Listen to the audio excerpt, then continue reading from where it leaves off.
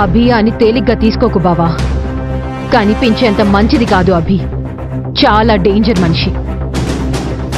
అభిని అస్సలు తక్కువ అంచనా వెయ్యకు.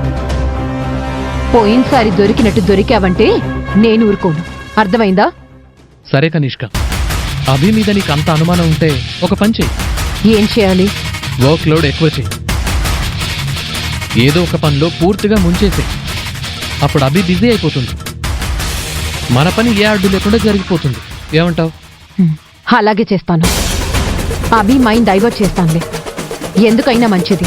నువ్వు మాత్రం అలర్ట్గా ఉండు. సరే కనిష్క.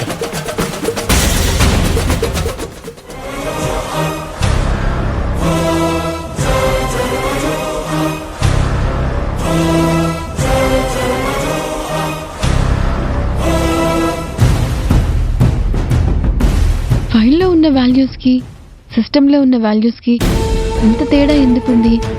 పొరపాటున ఎంట్రీ చేసిన ఈ వాల్యూస్లో చిన్న చిన్న తేడాలు ఉంటాయి, కానీ ఇంత పెద్ద తేడాలు ఎందుకు వచ్చినట్టు?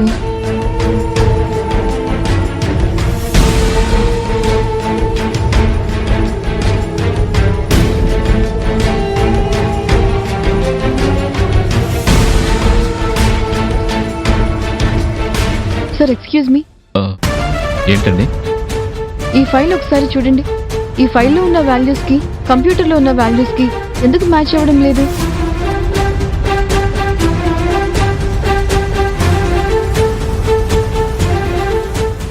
నేను తర్వాత చూస్తానులేండి. తర్వాత చూడటానికి ఇది చిన్న విషయం కాదు సార్, చాలా పెద్ద విషయం. వాల్యూస్లో ఉన్న తేడాలు చిన్న చిన్న తేడాలు కాదు. కంపెనీని తలకిందులు చేసే నెంబర్లు. ఇంత పెద్ద తేడాలు ఎందుకు వచ్చినట్టు? చూడండి అభి గారు, ఇలాంటి విషయాలన్నీ మీరు చూసుకోవాల్సిన అవసరం లేదు. అయితే నేను చూసుకుంటాను, లేకపోతే కనిష్క మేడం చూసుకుంటారు. మధ్యలో ఇవన్నీ మీకెందుకు? మీ పని మీరు చూసుకోండి. నేను ప్రశ్నించేసరికి మీ మాట మారింది, మీ చూపులో తేడా వచ్చింది. కూల్గా ఉన్న మీలో కన్ఫ్యూజన్ మొదలైంది. అంటే నేను అడిగిన ప్రశ్నకి మీరు చెప్పాల్సిన సమాధానం చాలా పెద్దదే ఉందన్నమాట. ఫైల్లోనూ సిస్టంలోనూ ఉన్న తేడాలకి ఏదో బలమైన కారణమే ఉందన్నమాట. అలాంటిదేం లేదు అభి గారు. మీకేమైనా డౌట్స్ ఉంటే కనిష్క గారిని అడగండి. అంతేకాని పదే పదే నన్ను అడగడం వల్ల ఏంటి ప్రయోజనం? లేదు సార్, ఈ కంపెనీలో ఇల్లీగల్గా ఏదో జరుగుతోంది. అది పొరపాటున జరిగిందేమోనని ఇప్పటి వరకు అనుకున్నాను. కానీ మీ మాటల్లో తడబాటు చూశాక ఆ ఇల్లీగల్ పని పొరపాటున జరగలేదని, పని కట్టుకొని మరీ చేస్తున్నారని నాకిప్పుడు అర్థమవుతోంది. అదేంటో చెప్తారా లేదా? ఏంటభి గారు, నన్ను భయపెడుతున్నారా? మీరు భయపెట్టగానే భయపడే మనిషిని కాదు. మీకేం కావాలన్నా వెళ్ళి కనిష్క గారిని అడగండి. నన్ను నా పనిని డిస్టర్బ్ చేయకండి. వెళ్ళండి.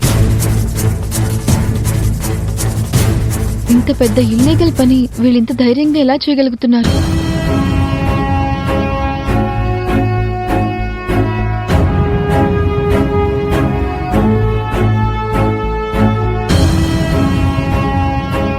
హాయ్ అభి గారు. హాయ్ అభి గారు. హాయ్ రాజేష్ గారు, మీ సాలరీ ఎంత? 25,000 అభి గారు.